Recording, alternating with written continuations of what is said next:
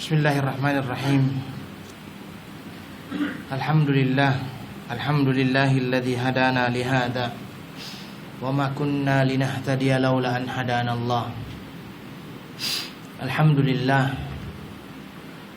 Alhamdulillahilladzi anzala ala 'abdihi alkitaba wa lam yaj'al lahu 'iwaja qayyiman liyunzira ba'san shadidan min ladun wa yubashshiral mu'minina alladhina ya'maluna as-salihati anna lahum ajran hasana. Alhamdulillahilladzi hadana li hadza wa ma kunna linahtadiya laula an hadana Allah. May yahdihillahu fala mudilla lahu wa may yudlil fala hadiya lahu. Asyhadu an la ilaha illallah wahdahu la syarika lah wa asyhadu anna Muhammadan 'abduhu wa rasuluh. Allahumma salli wa sallim ala nabiyyina Muhammadin wa ala alihi wa ashabihi wa man tabi'ahum bi ihsanin ila yaumiddin, amma ba'd. Ayyuhal ikhwan wal akhwat, assalamualaikum warahmatullahi wabarakatuh. Thumma alamu anna asdaqal hadithi kitabullah wa khairal hadi hadi Muhammadin sallallahu alaihi wasallam wa syarral umuri muhdatsatuha fa inna kulla muhdatsatin bid'ah wa kulla bid'atin dhalalah wa kulla dhalalatin finnar. Ayyuhal ikhwan wal akhwat, alhamdulillah thumma alhamdulillah atas segala macam yang Allah Subhanahu wa taala berikan kepada kita. Anugerah dan nikmat yang Allah berikan kepada kita begitu luar biasa. Semoga kita termasuk orang-orang yang mampu mensyukuri nikmat-nikmat yang Allah Subhanahu wa taala berikan tersebut. Sejak pagi sampai saat ini ribuan bahkan ratusan ribu nikmat yang telah kita nikmati dari Allah Subhanahu wa taala. Sampai-sampai mungkin kita tidak mampu untuk mengira betapa banyaknya nikmat yang kita rasakan mulai dari sejak kita bangun dari tidur sampai saat ini. Maka dari itulah Allah Subhanahu wa taala pernah mencabar manusia di dalam Al-Qur'an, dan sampai sekarang cabaran itu ada. Wa in ta'uddu ni'matallahi la tuhsuha. Kalau seandainya engkau mencoba untuk mengira, menghitung nikmat yang Allah Subhanahu wa taala berikan kepada kalian, kalian tidak akan pernah mampu mengiranya. Karena terus terang sebenarnya segala apa yang kita rasakan, segala apa yang kita lihat, segala apa yang kita dengarkan, itu merupakan semuanya nikmat dari Allah Subhanahu wa taala.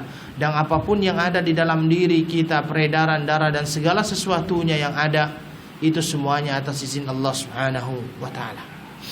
Maka dari itulah memang kesyukuran itu adalah sesuatu yang memang menjadi kewajiban kita.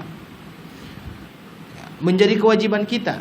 Itu bukan dituntut oleh Allah sebenarnya, tapi memang itu menjadi kewajiban kita sebagai seorang hamba Allah Subhanahu wa taala dengan berbagai macam nikmat yang Allah berikan kepada kita. Itu menjadi kewajiban. Walaupun demikian, Allah Subhanahu wa taala di dalam Al-Qur'an sudah menjelaskan juga bahwa ternyata banyak orang yang tidak mampu bersyukur. Wa qalilun min ibadiyasy syakur. Dan sangat sedikit dari hamba-hambaku yang mampu bersyukur. Maka dari itulah orang sebesar Nabiullah Sulaiman alaihi salatu wassalam itu juga berdoa agar diberikan kesyukuran oleh Allah Subhanahu wa taala kepadanya. Di dalam doanya itu Nabiullah Sulaiman mengatakan, Rabbi auzi'ni an ashkura ni'mataka allati an'amta alayya. Ya Allah, berikan saya kemampuan untuk mampu mensyukuri nikmat-nikmat yang telah Engkau berikan kepadaku. Orang sebesar Nabiullah Sulaiman alaihi salatu wassalam, sehebat Nabiullah Sulaiman alaihi salatu wassalam, itu senantiasa meminta kepada Allah agar diberikan kepandaian untuk mensyukuri nikmat yang Allah berikan kepadanya. Bahkan Nabiullah Muhammad sallallahu alaihi wasallam sendiri melakukan berbagai macam ibadah dengan tujuan agar dia mampu menjadi orang-orang yang bersyukur di hadapan Allah Subhanahu wa taala. Maka memang itu menjadi kewajiban bagi kita. Mari kita senantiasa bersyukur terhadap apapun yang Allah Subhanahu wa taala anugerahkan kepada kita, baik yang kita sadari maupun yang kita tidak sadari. Karena kadang-kadang yang kita katakan nikmat itu adalah sesuatu yang tiba-tiba datang dari Allah Subhanahu wa taala begitu banyak. Tidak. Tapi sebenarnya apapun yang kita rasakan, apapun yang kita lihat, apapun yang kita dengarkan, itu semuanya merupakan nikmat yang Allah Subhanahu wa taala berikan kepada kita. Hanya memang kadang-kadang manusia tidak bisa membedakan bahwa itu adalah nikmat, ya, tidak bisa memilah-milah bahwa itu adalah nikmat dari Allah Subhanahu wa taala. Yang kedua, salawat dan salam kepada Nabi besar Muhammad sallallahu alaihi wasallam, nabi akhir zaman yang Allah Subhanahu wa taala utus kepada kita semua, dan kita senantiasa meminta kepada Allah Subhanahu wa taala, ya Allah, mudahkan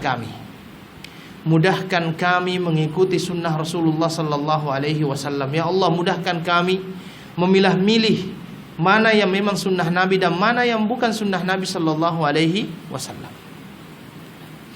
Karena terus terang, salah satu syarat diterimanya amal ibadah seseorang adalah ketika kita mengikut kepada apa yang telah dicontohkan oleh Rasulullah sallallahu alaihi wasallam. Kadang-kadang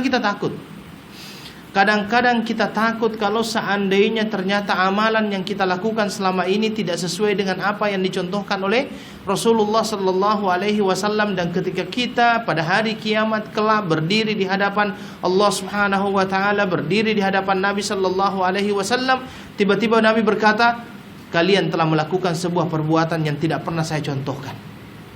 Kita takut dengan itu. Maka dari itulah kita senantiasa ingin dan kita senantiasa meminta kepada Allah, ya Allah, mudahkan kami. Mudahkan kami untuk bisa memilih mana sebenarnya sunnah Nabi sallallahu alaihi wasallam dan mana yang bukan sunnah Rasulullah sallallahu alaihi wasallam. Dan mudah-mudahan kita senantiasa diberikan bimbingan oleh Allah Subhanahu wa taala untuk senantiasa berada di jalan Allah dan juga berada di atas sunnah Rasulullah sallallahu alaihi wasallam. Selanjutnya kita masuk kepada pembahasan kita, dan kita masuk kepada pembahasan babud du'a ila syahadati an la ilaha illallah. Babud du'a. Ad-du'a di sini adalah memanggil, panggilan, ajakan. Panggilan, ajakan. Mengajak, berdakwah kepada syahadah Allah ilaha illallah, ya. Bersyahadat tiada Tuhan selain Allah yang berhak untuk disembah. Baik. Dalam bab ini kita akan teringat dengan al-usul ats-tsalatsah. Biasanya karena kita sudah pernah mempelajari yang namanya al-usul ats-tsalatsah, ya. Al-usul ats-tsalatsah itu di awal buku muka surat 166, ya, muka surat 166. Muka surat 166. Kalau kita kembali kepada al-usul ats-tsalatsah, maka kita akan memperoleh sedikit tentang bagaimana sebenarnya kewajiban kita sebagai seorang muslim. Dan di situ disampaikan bahwa kita mempunyai 4 kewajiban berkenaan dengan status kita sebagai seorang muslim. Yang pertama sekali adalah ma'rifatullah, ya. Ilmu, mengetahui, ya, mengetahui. Kemudian yang kedua adalah al-amal, melaksanakan apa yang kita ketahui. Kemudian yang ketiga adalah apa? Ad-da'wah. Dan yang keempat adalah as-sabar. Jadi ilmu, amal, berdakwah, mengajak. Kemudian yang terakhir adalah bersabar terhadap apa yang kita dapatkan selama kita melaksanakan yang namanya dakwah tersebut. Dan pada malam hari ini kita akan mengambil satu bab yang khusus akan membahas tentang bagaimana sebenarnya kita mengajak manusia untuk bersyahadat kepada Allah ilaha illallah wa anna Muhammadar Rasulullah. Dan itu merupakan kewajiban ketiga kita sebagai seorang muslim. Setelah kita mengetahui, setelah kita mengamalkan, kita mengajak. Di awal kita sudah sampaikan tadi bahwasanya di dalam kita bertauhid, di dalam kita bertauhid kita mengetahui tentang keutamaan tauhid. Kita sudah mengetahui tentang bahayanya syirik. Maka saat ini kita akan mencoba untuk mempelajari tentang keutamaan berdakwah, keutamaan mengajak manusia untuk bertauhid kepada Allah Subhanahu wa taala. Ayyuhal ikhwah wal akhwat, di situ dikatakan yang pertama adalah wa qaulullahi ta'ala, ada ayat yang pertama di situ, qul hadhihi sabili ad'u ila Allahi ala basiratin ana wa manittaba'ani wa subhanallahi wa ma ana minal musyrikin. Di dalam ayat yang pertama itu, dan ayat itu adalah ayat di dalam surah Yusuf, dia di dalam surah Yusuf, ya, di mana Allah Subhanahu wa taala menjelaskan, ya, kul, katakanlah wahai Muhammad, inilah jalanku. Ad'u ilallahi, inilah jalanku. Inilah jalanku. Yang maksud dengan inilah jalanku ini adalah jalanku dalam berdakwah.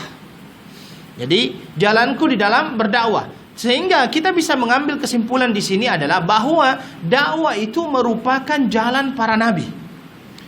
Jalan para nabi, yaitu berdakwah di jalan Allah Subhanahu wa taala, itu adalah jalan para nabi.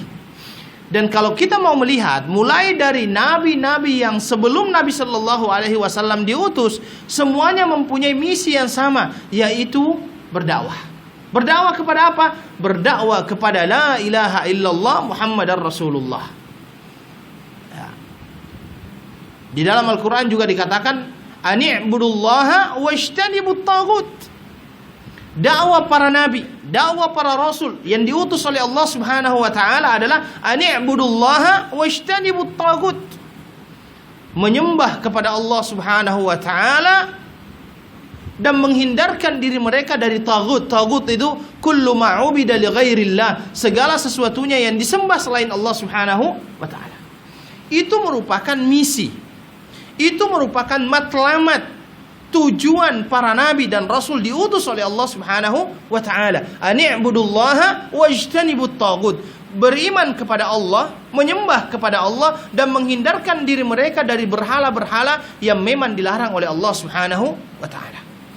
Maka dakwah itu merupakan jalan para nabi. Qul hadhihi sabili ad'u ila Allahi ala basiratin. Dan di dalam Al-Quran, ayyuhal ikhwah wal akhwat, kalau kita mau mencoba untuk menghayatinya, maka kita akan dapatkan bahwa Allah Subhanahu wa taala sudah menjelaskan kepada kita betapa utamanya orang-orang yang mau berdakwah.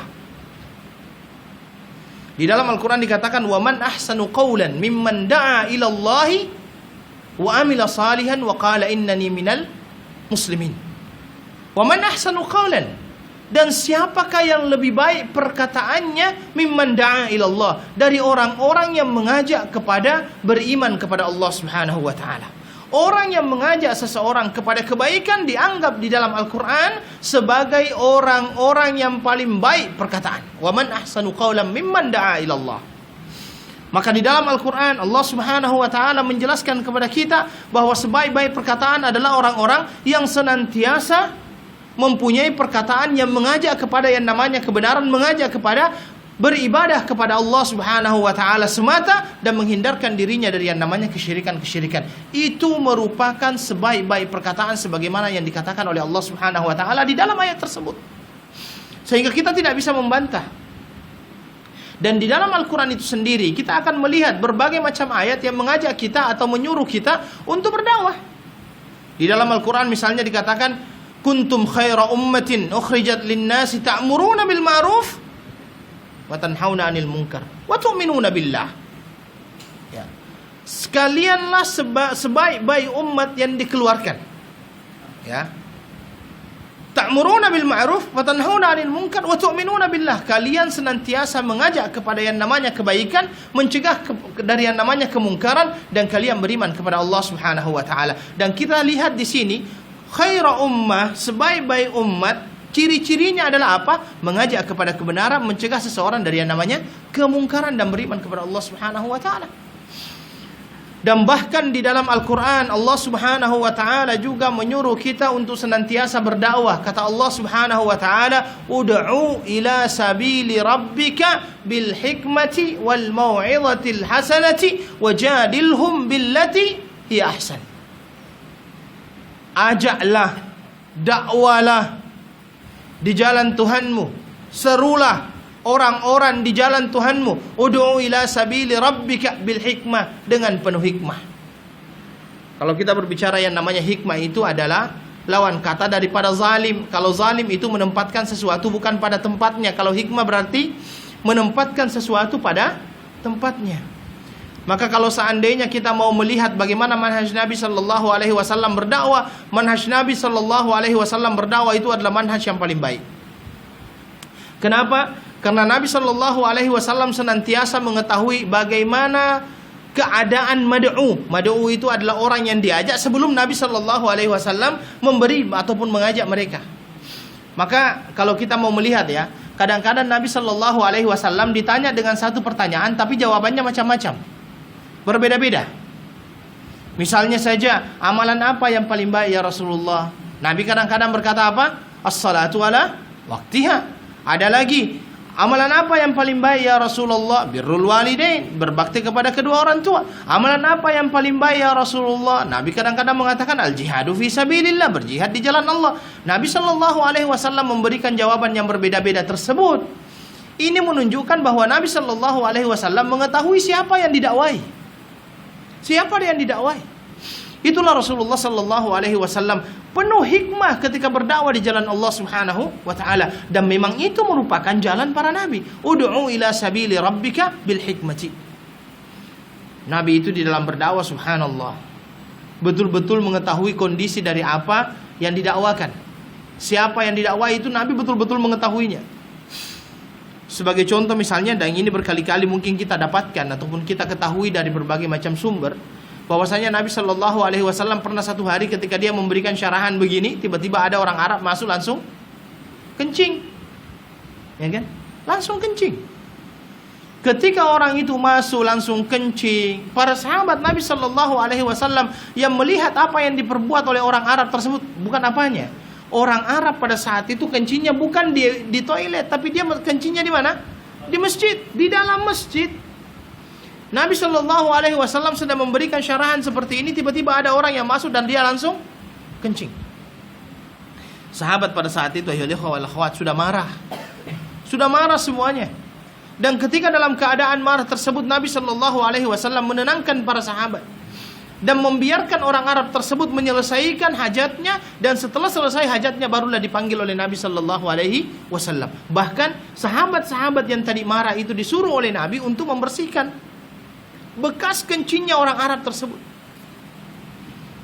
Disuruh oleh Nabi untuk membersihkan bekas kencingnya orang Arab tersebut. Dan Nabi Shallallahu Alaihi Wasallam memanggil orang Arab itu. Kemudian Nabi memberikan ajaran kepada dia, sesungguhnya ini adalah masjid. Tidak baik kalau seandainya dilakukan di dalamnya selain yang namanya Al-Quran, membaca Al-Quran, melaksanakan sholat dan berzikir. Ya. Dan ini bukan tempat untuk membuang hajat. Itu kata Nabi Shallallahu Alaihi Wasallam kepada orang Arab tersebut. Dan orang Arab itu terima. Orang Arab itu terima sampai-sampai orang Arab itu berdoa kepada Allah Subhanahu wa taala, Allahumma arhamni wa Muhammad wa la tarham ghairah. Ya Allah, rahmati saya, kasihani saya bersama Muhammad dan jangan kasihani yang lain. Yang lain tadi ini mau membunuh saya karena sahabat tadi itu kan marah semua kepada dia. Tetapi itulah baiknya cara Nabi Shallallahu Alaihi Wasallam mengajar, sehingga orang Arab itu berkata, ma ra'aitu mu'alliman ahsana minhu. Saya belum pernah mendapatkan yang namanya seorang guru lebih baik daripada Muhammad Shallallahu Alaihi Wasallam. Dari sini akhirnya ayo wal akhwat, kita bisa lihat bagaimana hikmahnya Nabi Shallallahu Alaihi Wasallam di dalam berdakwah. Bagaimana hikmahnya Nabi Shallallahu Alaihi Wasallam di dalam berdakwah. Dan seharusnya inilah yang perlu untuk kita teladani dalam kehidupan kita sehari-hari. Kita mempunyai berbagai macam cara, metode untuk berdakwah, dan Allah Subhanahu wa taala juga sudah menjelaskan itu di dalam Al-Qur'an, bil hikmati wal mau'izatil hasanati wajadilhum billati hiya ahsan. Ada 3 metode di situ yang Nabi Shallallahu Alaihi Wasallam jelaskan kepada kita, yang Allah berikan kepada Nabi. Yang pertama, bil hikmah. Bil hikmah itu harus tahu menempatkan apa yang perlu ditempatkan. Ya. Jangan sampai disamakan semuanya. Makanya seorang da'i, seorang ustadz, seorang yang mengikuti apa yang dilakukan oleh Nabi, dia harus mengetahui siapa yang akan didakwah. Kalau seandainya misalnya dia berdakwah di penjara, yang paling baik topik tajuk yang akan diberikan adalah masalah apa? Taubat. Masalah taubat, karena mereka adalah orang-orang penjenayah. Taubat yang terbaik. Kalau seandainya di hadapan misalnya orang-orang yang kaya, yang kita beritahu kepada mereka adalah keutamaan bersedekah. Kepada orang miskin mungkin kita akan sampaikan kepada mereka keutamaan bersabar. Jadi apa yang kita sampaikan sesuai dengan apa yang ada di hadapan kita. Dan itulah Nabi Shallallahu Alaihi Wasallam. Jangan terbalik. Di hadapan orang kaya disuruh bersabar, di hadapan orang miskin disuruh bersedekah. Orang miskin nanti mengatakan, apa yang perlu saya sedekahkan? Saya sendiri tidak mampu. Dan itulah Nabi Shallallahu Alaihi Wasallam. Lihatlah bagaimana cara Nabi Shallallahu Alaihi Wasallam ketika dia berdakwah. Yang ketika misalnya ada seseorang yang baru saja menggauli istrinya di bulan suci Ramadan, lembut Nabi, lembut. Orang itu datang dalam keadaan takut di hadapan Nabi sallallahu alaihi wasallam dan dia berkata, "Halaktu ya Rasulullah." Celaka saya Rasulullah, celaka saya. Kata Nabi, "Ama ahlakak?" Apa yang membuatmu celaka? Kata dia, "Waqatu ala imraati fi Ramadan." Saya mencampuri istriku di bulan suci Ramadan. Nabi sallallahu alaihi wasallam menjelaskan hukumnya akhirnya kan. Puasa 2 bulan berturut-turut. Ya, tak mampu ya Rasulullah. Kasih makan anak yatim, tak mampu ya Rasulullah. Akhirnya Nabi sallallahu alaihi wasallam memberikan kepada dia makanan, disuruh sedekah. Kata dia, "Adakah yang lebih fakir dari saya ya Rasulullah?" Sampai Rasulullah ketawa. Dalam riwayatnya tersebut dikatakan hatta dhahrat anyabuhu, sampai nampak gigi geraham Nabi sallallahu alaihi wasallam karena dia tertawa melihat keadaan orang tersebut. Akhirnya Nabi berkata, "Tasaddaq ala ahlik." Sedekah kepada keluargamu. Begitulah Nabi sallallahu alaihi wasallam bil hikmah. Dan ini merupakan jalan semua nabi. Ya. Jalan semua nabi. Dia pandai untuk mengetahui siapa yang dia dakwai. Itulah Rasulullah sallallahu alaihi wasallam. Itulah Rasulullah sallallahu alaihi wasallam. Bil hikmati wal mau'izatil hasanati. Mau'izah hasanah itu artinya apa? Nasihat yang baik. Memberikan nasihat yang baik. Dan Nabi sallallahu alaihi wasallam, kalau metode mengajarnya Nabi, method of teachingnya Nabi sallallahu alaihi wasallam memang bagus. Coba, Nabi sallallahu alaihi wasallam ketika ingin agar orang-orang memperhatikan dia, biasanya Nabi memulakannya dengan apa? Pertanyaan. Atadruna mal ghibah? Kalian tahu apa itu ghibah? Atadruna mal muflis? Kalian tahu apa itu muflis? Agar orang-orang memperhatikan apa yang disampaikan oleh Rasulullah sallallahu alaihi wasallam. Itulah Nabi sallallahu alaihi wasallam bil mau'izatil hasanah wajadilhum billati hiya ahsan. Jadilhum billati hiya ahsan, dan berdialoglah dengannya dengan dialog yang baik. Itulah Rasulullah sallallahu alaihi wasallam, dan itulah menjadi jalan Nabi sallallahu alaihi wasallam. Kul hadhihi sabili ad'u ila Allah. Yang di situ dikatakan yang kedua adalah mengikutiku, mengajak kepada Allah. Mengajak kepada Allah. Jadi dakwah yang disampaikan oleh Nabi sallallahu alaihi wasallam adalah bagaimana mengajak manusia untuk beriman kepada Allah Subhanahu wa taala. Tapi ada sambungan ayat tersebut, ala basiratin, dengan hujah yang nyata. Artinya sebelum kita berdakwah juga harus perlu ada ilmu. Maka dari itu Imamul Bukhari di dalam kitab sahihnya memberikan sebuah bab yang sangat jelas.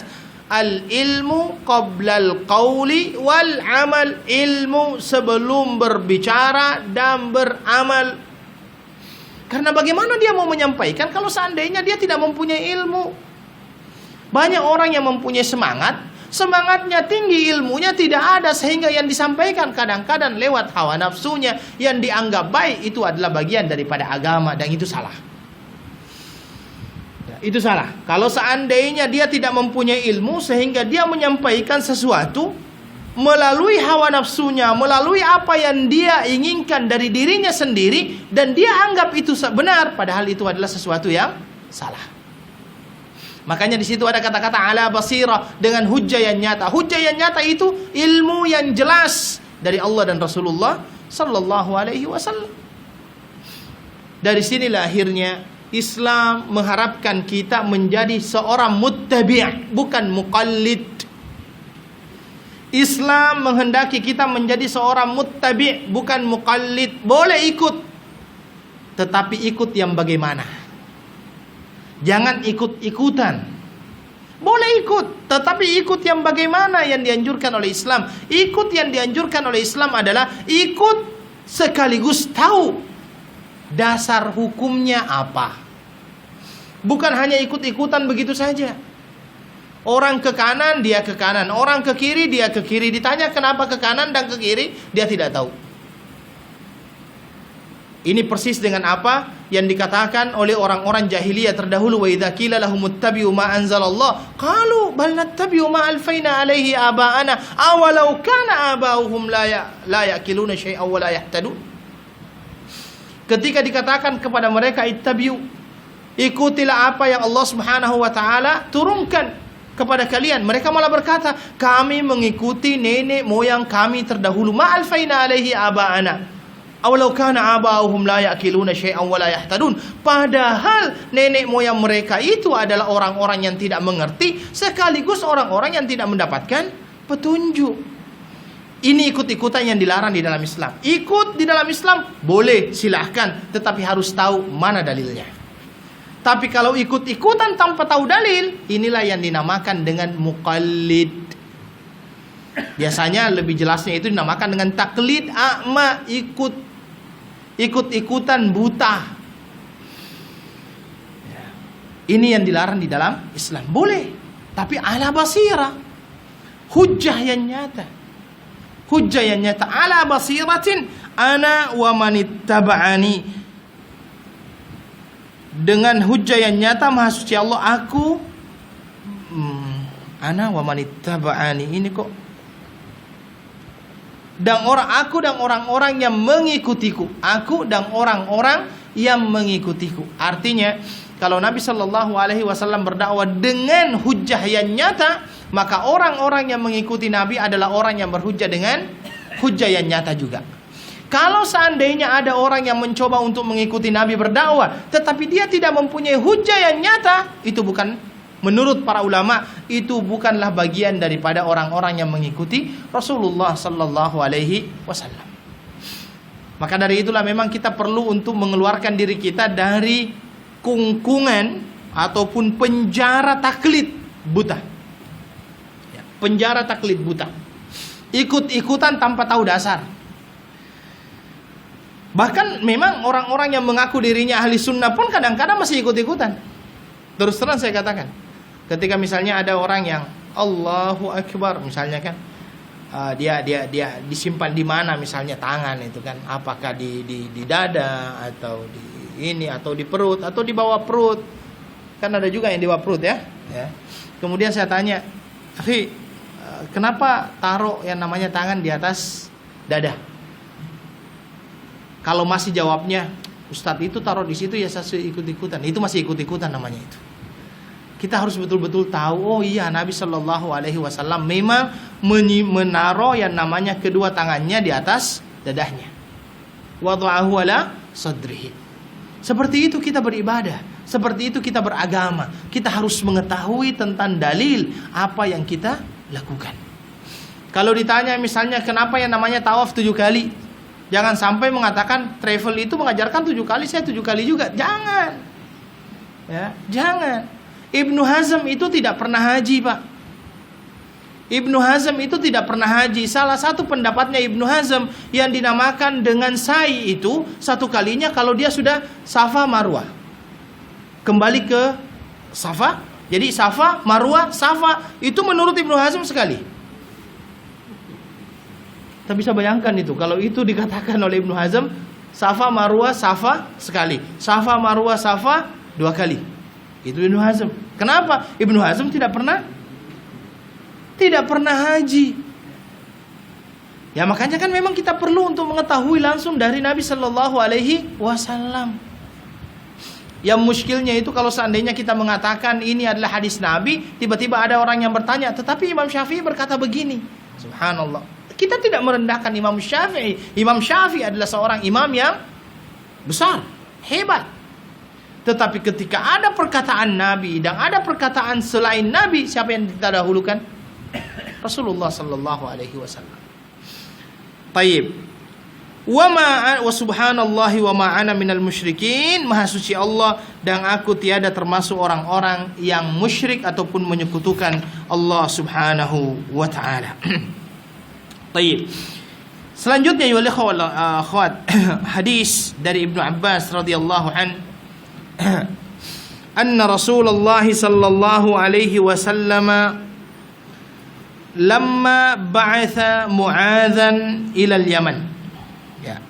Jadi dari Ibnu Abbas radhiyallahu anhuma bahwasanya Nabi sallallahu alaihi wasallam ketika mengutus Mu'adz ke Yaman.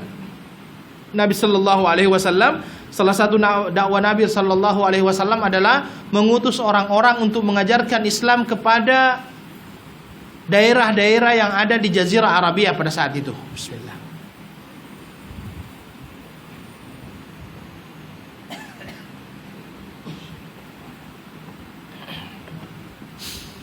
Dan ini merupakan sebuah dakwah. Ini merupakan sebuah dakwah, mengutus orang-orang untuk berdakwah di jalan Allah Subhanahu wa taala.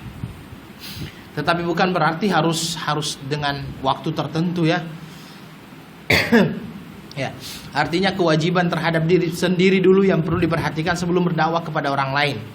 Ya, memang ada sebagian ya saudara-saudara kita yang membuat program khuruj itu, ada yang ada yang 10 hari, 3 hari, ada 10 hari, ada 40 hari, sampai meninggalkan meninggalkan anak, istri semuanya. Artinya dakwah memang adalah sesuatu yang perlu. Dakwah adalah sesuatu yang penting, tetapi perlu kita perhatikan bagaimana cara Nabi Shallallahu Alaihi Wasallam di dalam berdakwah. Ya, Nabi Shallallahu Alaihi Wasallam mengutus Muadz ke Yaman. Ya, mengutus Muadz ke Yaman, dan Nabi Shallallahu Alaihi Wasallam setelah itu memberikan nasihat kepada Muadz ketika dia berangkat menuju ke Yaman pada saat itu. Apa kata Nabi Shallallahu Alaihi Wasallam? Yang pertama yang dikatakan oleh Nabi adalah, innaka ta'ti qauman min ahlil kitab.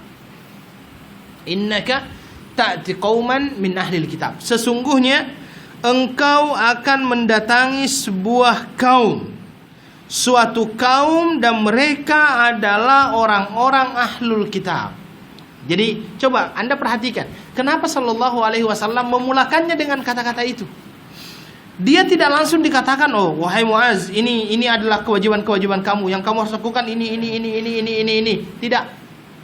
Tetapi Nabi Shallallahu Alaihi Wasallam memulakannya dengan apa? Sesungguhnya engkau akan mendatangi sebuah kaum atau suatu kaum, dan kaum ini adalah ahlul kitab. Ini menjelaskan ayyuhal ikhwah wal akhwat, seorang dai harus mengenal siapa yang mau didakwah. Seorang dai harus mengenal dengan siapa dia akan berinteraksi. Seorang dai harus mengenal siapa orang-orang yang akan dia jadikan sebagai sasaran dakwanya. Dia harus tahu itu. Karena memang terjadi perbedaan antara ahlul kitab dengan orang-orang kafir, kan beda. Makanya Nabi memulakan, dia memperkenalkan dulu, wahai Muadz, yang engkau akan datangi ini bukan orang kafir. Yang kamu akan datangi ini adalah orang-orang ahlul kitab. Ahlul kitab itu adalah orang-orang yang mempunyai kitab. Siapa mereka? Al-Yahud wan Nasara. Yahud mempunyai yang namanya kitab Taurat, sedangkan orang-orang Nasrani ini mempunyai Injil. Nabi Shallallahu Alaihi Wasallam mencoba untuk menyadarkan Muadz dulu. Wahai Muadz, yang engkau akan datangi bukan orang biasa. Yang engkau akan datangi ini adalah orang-orang ahlul kitab. Innaka ta'ti qauman ahlu kitabin. Dan disinilah akhirnya kita akan mengetahui bahwasannya Nabi Shallallahu Alaihi Wasallam memang sangat mengetahui psikologi dakwah. Psikologi dakwah dipakai oleh Nabi Shallallahu Alaihi Wasallam di sini. Antropologi dakwah dipakai oleh Nabi. Dia mengetahui dulu yang akan didatangi ini adalah orang-orang ahlul kitab. Ahlul kitab itu bukan orang yang tidak tahu Nabi. Mereka tahu Nabi. Mereka tahu Nabi. Orang Yahudi apakah tidak tahu Nabi? Tahu. Tahu mereka. Tetapi mereka tidak mau mengikuti apa yang disampaikan oleh Rasulullah Sallallahu Alaihi Wasallam. Maka ketika Muadz bin Jabal diutus oleh Nabi Sallallahu Alaihi Wasallam ke Yaman, Nabi memperkenalkan dulu, hei Muadz, yang engkau akan datangi ini adalah ahlul kitab. Kemudian Nabi Shallallahu Alaihi Wasallam barulah dia menjelaskan apa yang menjadi kewajiban daripada Muadz. Kata Nabi Shallallahu Alaihi Wasallam kepadanya, "Falyakun awwala ma tad'uuhum ilaih syahadatu alla ilaha illallah wa fi riwayatin ila ayyuhidullah." Ya. Maka Nabi Shallallahu Alaihi Wasallam mengatakan kepadanya, maka hendaklah perkara pertama yang engkau sampaikan dan dakwakan kepada mereka adalah apa?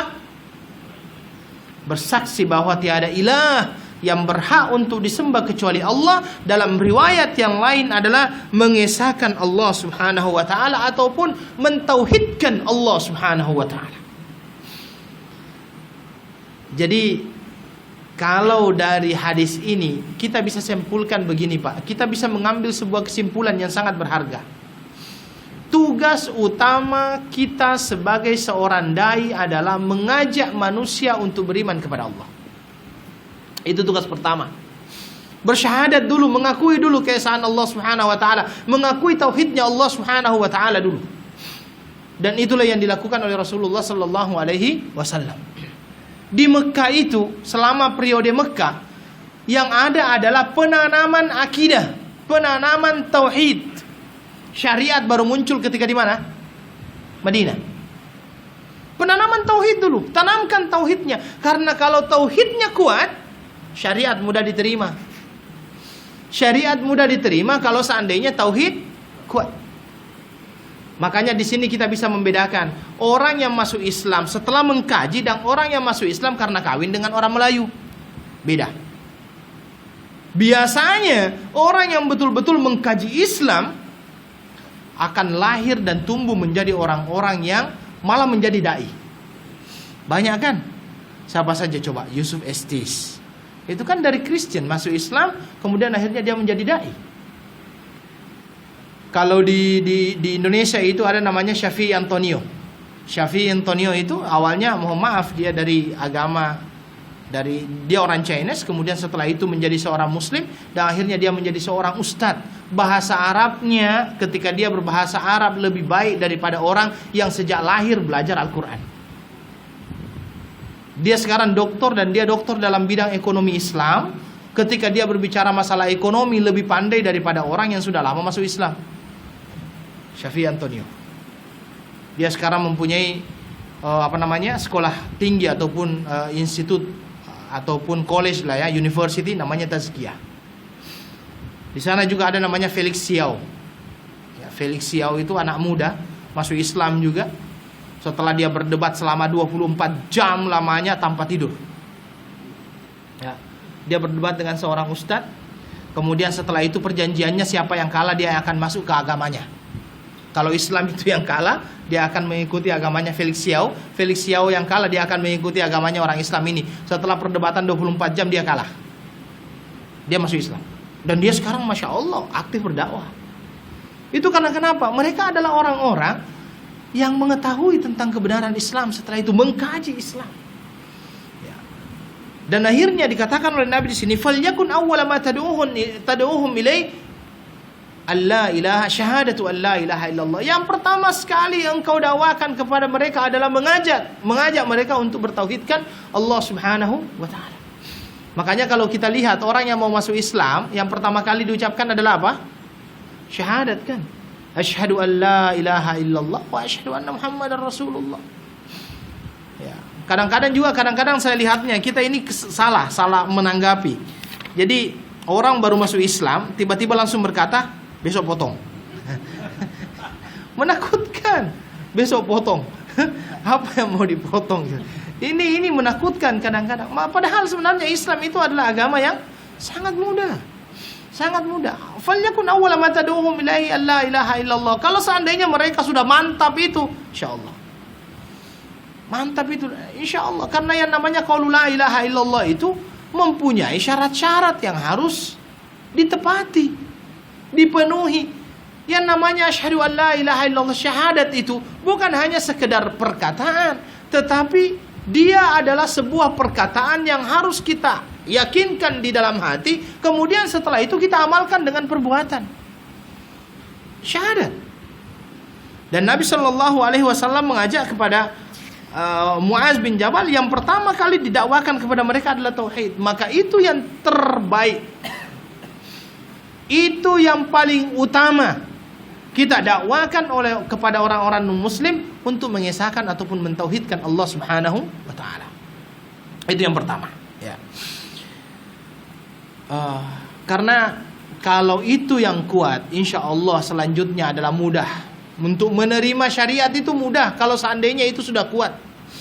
Orang-orang yang di Mekahnya masuk Islam yakin dengan kemahakuasaan Allah Subhanahu wa taala, yakin dengan kemahabenaran Allah Subhanahu wa taala, ya. Kemudian setelah itu berhijrah dan kemudian menerima perintah-perintah ketika mereka di Madinah. Ada tidak yang mengatakan ini kok berat sekali?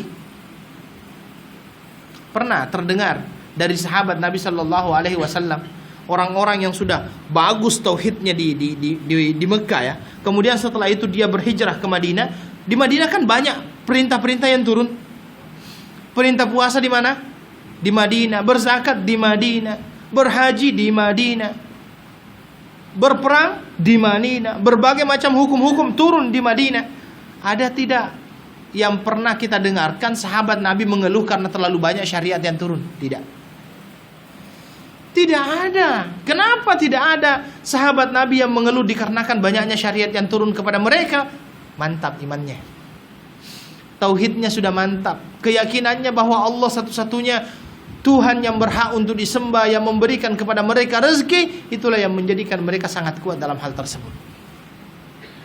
Tetapi orang yang belum mantap yang namanya tauhidnya, kemudian tiba-tiba dia menyatakan dirinya masuk Islam hanya dikarenakan mau menikah dengan seorang muslim, mungkin saja setelah dia menikah muncul keraguan-raguan. Ini kok berat sekali, 5 kali sehari semalam. Yang namanya sholat kan, subuh harus bangun. Subuh itu enak-enaknya tidur, kita harus bangun. Harus sholat 2 rakaat. Kemudian setelah itu zuhur 4 rakaat, asar 4 rakaat, maghrib 3 rakaat, isya 4 rakaat. Tidak kuat imannya. Kemudian setelah itu akhirnya apa yang terjadi? Banyak di antara mereka yang tidak menjalankan syariat tersebut. Karena kenapa? Bukan diawali dengan tauhid yang mantap. Maka saya lebih suka kalau seandainya ada orang yang mengenal Islam itu dari diri mereka sendiri. Muncul dari keinginan diri mereka sendiri, bukan dari orang lain. Ya, hati-hati. Banyak juga modus seperti itu sekarang, bahwasanya dia menikahi kemudian setelah itu dia ternyata tetap tidak bisa masuk ke dalam Islam. Akhirnya tiba-tiba wanitanya saja yang ikut sama mereka. Ada yang seperti itu. Wa na'udzubillahi min dzalik. Tayyib. Falyakun awwala ma tad'uuhum ilaih alla ilaha illallah wa fi riwayatin ay yuwahhidullah. Bertauhidkan Allah Subhanahu wa taala. Dan para ulama ayyuhal ikhwah wal akhwat menjelaskan bahwa sesungguhnya ketika seseorang mengucapkan yang namanya syahadat, asyhadu an la ilaha illallah wa asyhadu anna muhammadar rasulullah, maka dia mempunyai syarat-syarat yang wajib untuk dia laksanakan. Syarat yang pertama berkenaan dengan masalah syahadat tersebut adalah al-ilmul munafi lil jahl. Ilmu yang menafikan kejahilan. Artinya dia betul-betul tahu makna daripada asyhadu an la ilaha illallah wa asyhadu anna muhammadar rasulullah. Karena seperti yang saya katakan tadi, sesungguhnya yang dinamakan dengan syahadat bukan sekedar perkataan, tapi lebih daripada itu, dia adalah merupakan sebuah perkataan yang diucapkan oleh lidah, diyakini dalam hati, diamalkan lewat perbuatan. Maka kita harus betul-betul mengetahui itu arti daripada asyhadu an la ilaha illallah wa asyhadu anna muhammadar rasulullah. Maka syarat yang pertama adalah apa? Al-ilmul munafi lil jahl. Ilmu yang menafikan kejahilan. Ilmu yang menafikan ketidaktahuan tentang makna daripada la asyhadu an la ilaha illallah wa asyhadu anna muhammadar rasulullah. Yang kedua, al-yaqinul munafi lisyak. Al-yaqin al-munafi lisyak. Keyakinan yang menafikan apa? Keraguan-raguan. Ketika seseorang sudah mengucapkan asyhadu an la ilaha illallah wa asyhadu anna muhammadar rasulullah, itu merupakan sebuah keyakinan yang mantap di dalam dirinya, yang setelah itu tidak memunculkan keraguan-raguan terhadap apa yang dia ucapkan. Harus ada itu. Harus ada. Dia harus yakin. Ya. Itu yang kedua. Yang ketiga adalah al-qabul. Menerima. Yang menafikan penolakan. Ya. Menafikan penolakan. Menerima. Jadi ketika orang mengatakan asyhadu an la ilaha illallah wa asyhadu anna muhammadar rasulullah, ada beberapa hal-hal yang harus dia terima dalam hidupnya. Yang pertama sekali adalah masalah syariat tadi.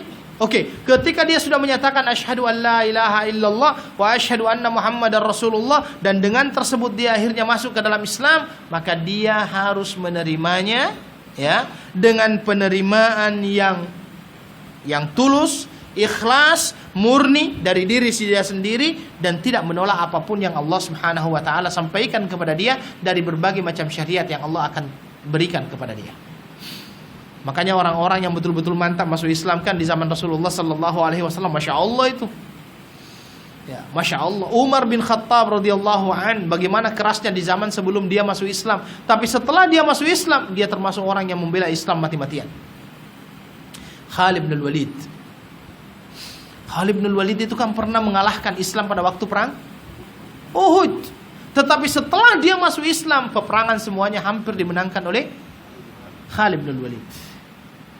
Kenapa bisa menjadi seorang yang penyokong yang begitu hebat? Itu semuanya dikarenakan dia menerimanya dengan penuh keyakinan. Selanjutnya adalah syarat keempat, ya, al-inqiyad,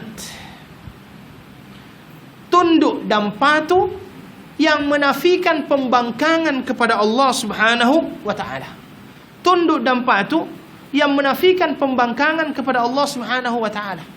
Jadi ketika dia menerima tauhid, kalimat tauhid sebagai awal dalam kehidupan dia, maka dia akan menerima segala macam konsekuensi yang Allah Subhanahu wa taala sampaikan kepadanya.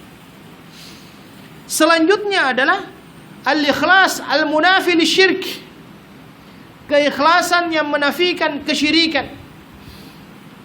Ketika dia sudah menyatakan dirinya beriman kepada Allah Subhanahu wa taala, maka segala macam berhala-berhala yang selama ini dia jadikan berhala dalam kehidupan dia, dia singkirkan. Dia betul-betul yakin dan percaya kepada Allah Subhanahu wa taala. Selanjutnya adalah kejujuran, as-sidq al-munafi lil kadhib.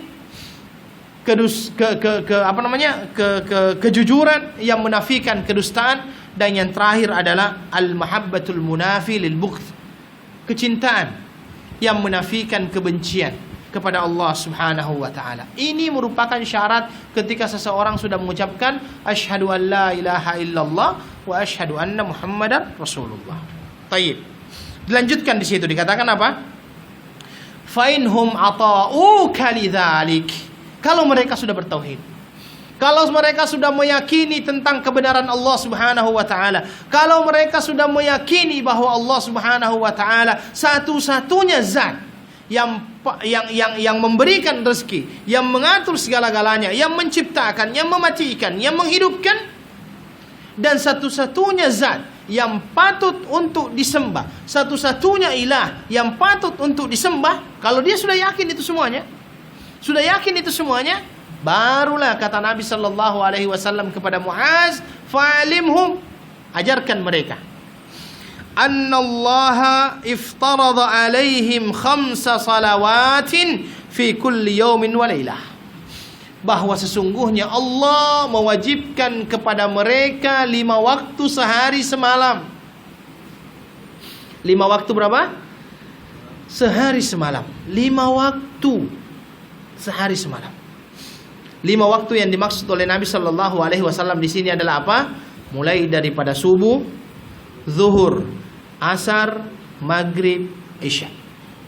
Ulangan, ajarkan kepada mereka melaksanakan yang namanya sholat. Ajarkan. Maka yang terpenting dalam Islam itu yang kedua adalah apa? Sholat. Yang mengherankannya, biasanya banyak orang setelah syahadat langsung pergi haji. Enggak salah sih kalau langsung pergi haji, tetapi permantap dulu lah sholatnya bagaimana, puasanya bagaimana, zakatnya bagaimana. Karena memang yang kedua itu adalah masalah sholat. Ya, masalah sholat. Ajarkan dia sholat. Ajarkan bahwa Allah memerintahkan kepada mereka untuk melaksanakan yang namanya sholat.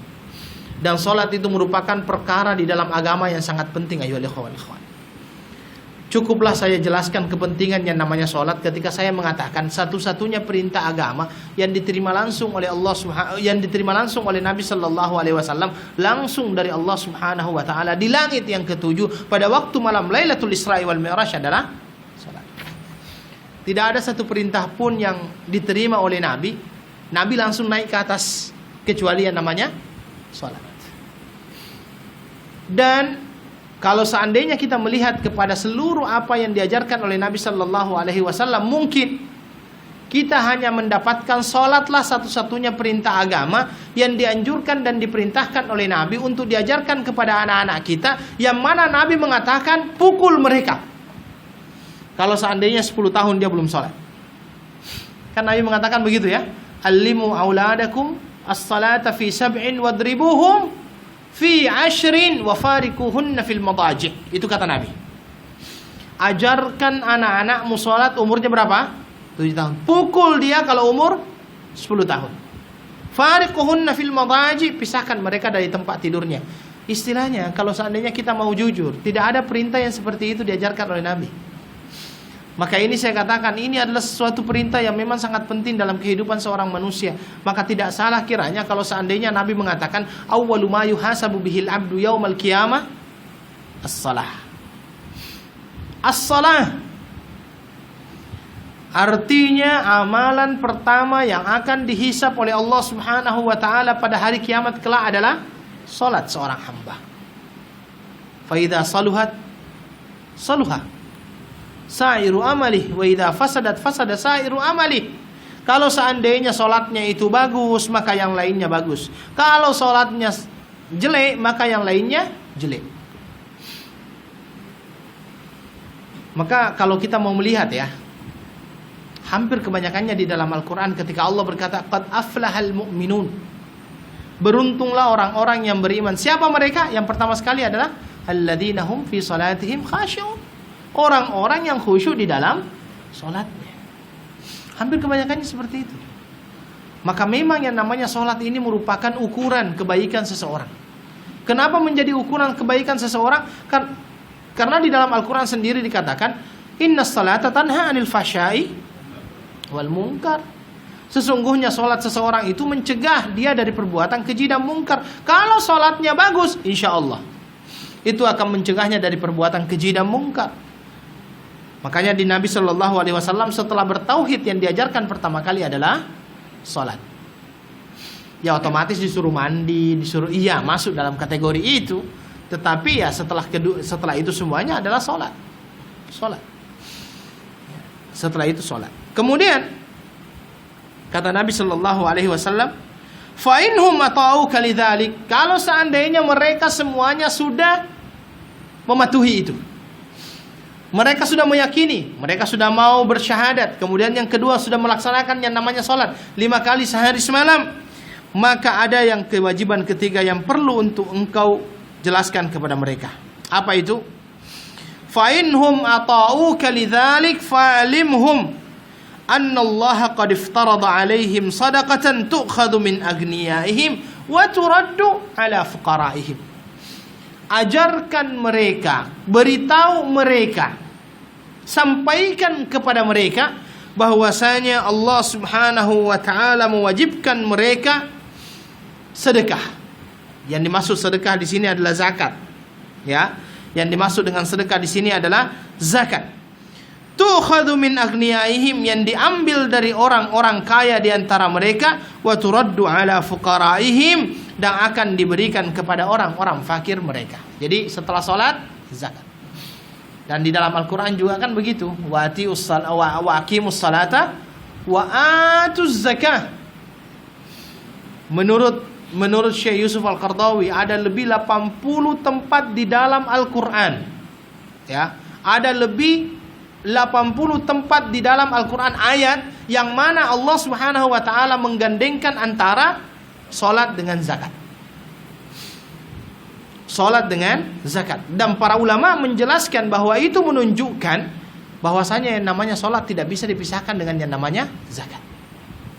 Itulah kenapa Al-Khalifatul Ula, khalifah yang pertama yaitu Abu Bakar As-Siddiq radhiyallahu anhu, ketika ada orang-orang yang tidak mau membayar zakat tetapi tetap bersyahadat, tetap sholat tapi tidak mau berzakat, apa kata Abu Bakar?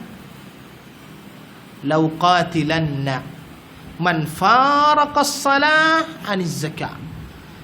Demi Allah, sungguh saya akan memerangi orang-orang yang mencoba untuk memisahkan antara kewajiban salat dan perintah berzakat. Antara kewajiban salat dan perintah berzakat. Dan kalau kita berpikir, kita kembalilah Yang namanya zakat ini tidak menjadikan kita miskin. Kalau seandainya kita berpikir ya.